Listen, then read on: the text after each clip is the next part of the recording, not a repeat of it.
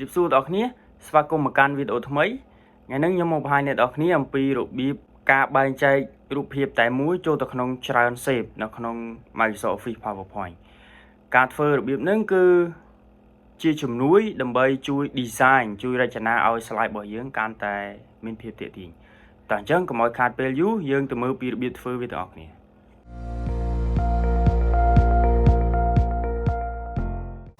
យើងចាប់ផ្ដើម add slide មួយដែលយើងយកពាក្យថា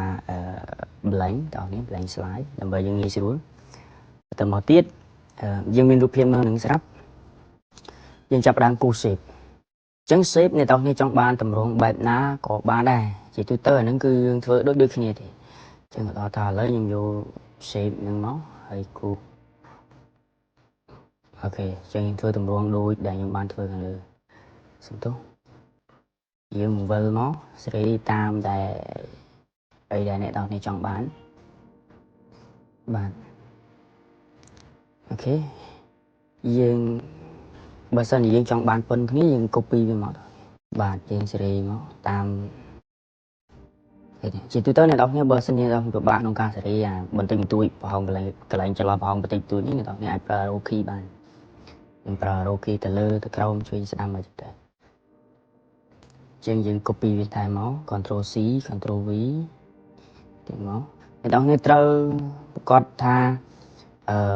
space ដែលអ្នកនេះទុកកន្លែងនេះណាប្រឡោះដែលអ្នកទាំងនេះទុកកន្លែងនេះគឺត្រូវតែប៉ិនគ្នានឹងកន្លែងនេះ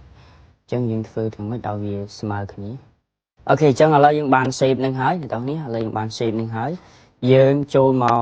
copy រូបភាពដាក់អូខេបាទយើង insert រូបភាពយើងមកដាក់មក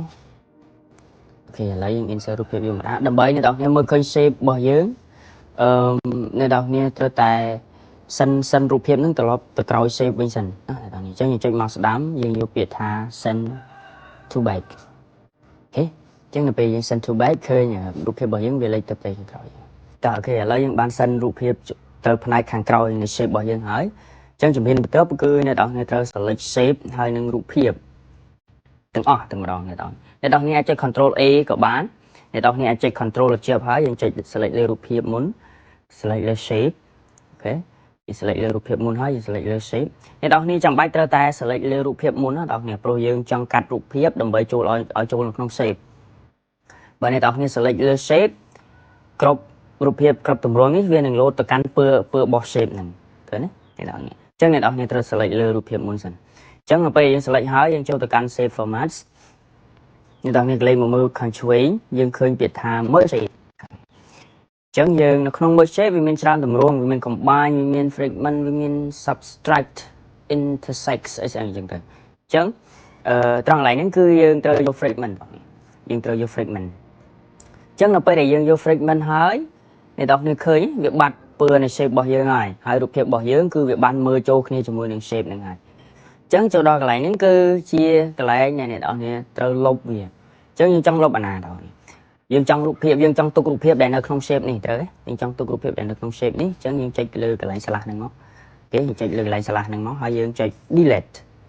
អូខេអញ្ចឹងនៅពេលដែលយើងចុច delete រូបភាពរបស់យើងគឺរត់ចូលទៅក្នុង shape ដែលជាទម្រង់ដែលយើងបានគូហ្នឹងហើយអញ្ចឹង